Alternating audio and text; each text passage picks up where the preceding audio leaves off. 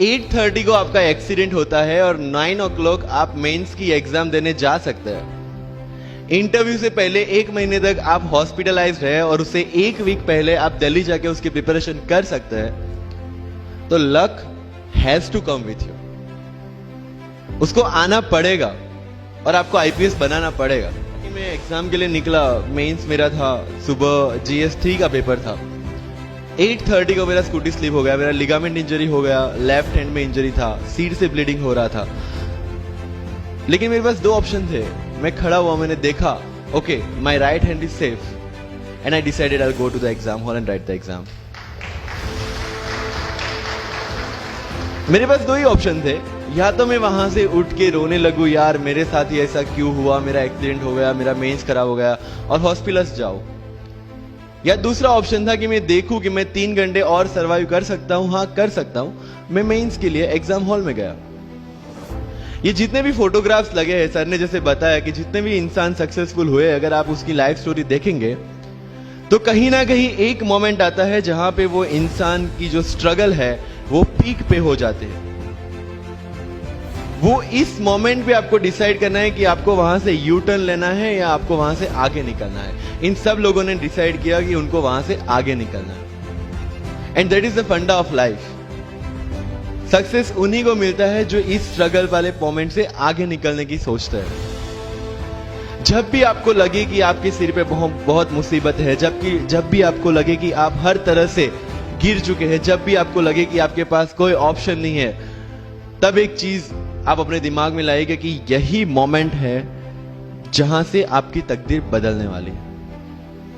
क्योंकि डायमंड जो होता है वो जितना ज्यादा घिसता है उतनी ज्यादा उसकी वैल्यू होती है। सोना जो होता है वो जितना ज्यादा तपता है उतनी उसकी वैल्यू होती है। अगर आप जिंदगी में तप रहे हैं, अगर आप जिंदगी में घिस रहे हैं, अगर आपको लग रहा है कि आप हर तरह से मुसीबतों में गिरे हुए हैं, तभी आपकी जो वैल्यू है वो बढ़ने वाली है।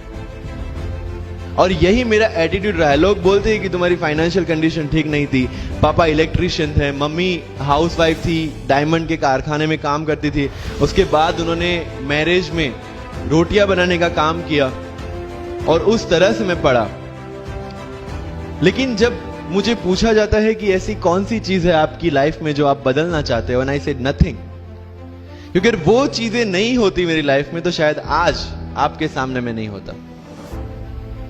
तो अगर लाइफ में प्रॉब्लम्स है, अगर लाइफ में स्ट्रगल है, जैसे सर ने बताया struggle is a part of life and I strongly believe in that. Bharat वर्ष का सपना चंद्रगुप्त ने देखा, चाणक्य ने देखा, और उस भारत वर्ष को बनाने के लिए जब ये संघर्ष जारी था और तब राजा धनानंद की डॉटर दूरदराज से चंद्रगुप्त को प्यार हो जाता है, और जब चाणक्य उनको बोलते कि नहीं तुम्हें उससे दूर रहना है, तब चंद्रगुप्त बोलता है आचार्य कभी कभी सोचता हूं कि जिंदगी में या ये भारत के सम्राट बनने के लिए इतना त्याग, इतना बलिदान ना देना होता तो।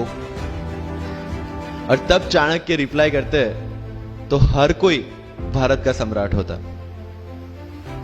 This is the fundamental rule of life.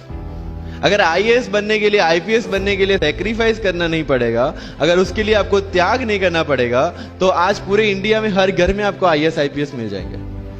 मुझे एग्जैक्ट डेट याद है, 23 मार्च को मेरा इंटरव्यू था। 20 फरवरी को मुझे हॉस्पिटल में एडमिट किया गया क्योंकि मुझे इन्फेक्शन हो गया था बॉडी में, एंड बहुत हाई फीवर था, तो आईवी के अलावा कोई ऑप्शन नहीं था। 1 मार्च को ठीक होके मैंने सोचा चलो दिल्ली निकलते हैं। 2 मार्च को मैं दिल्ली पहुंचा। 3 मार्च को वापस से टॉन्सिलाइटिस का अटैक होने की वजह से फ्लाइट लेके वापस से पालनपुर, अहमदाबाद, अगेन हॉस्पिटलाइजेशन। 15 मार्च को I got relieved from the hospital. 16 मार्च को मैं दिल्ली पहुंचा और 23 मार्च को I gave my UPSC interview. तो 1 महीने का हॉस्पिटलाइजेशन। उसके बाद जब दिमाग में ये था कि मेरे साथ जो लोग इंटरव्यू दे रहे हैं वो 1 महीने से प्रिपरेशन कर रहे हैं, एंड 1 महीने से मैं हॉस्पिटल में था, again I thought this is the moment to prove yourself. I went to the interview और पूरे इंडिया में 2nd highest marks in interview.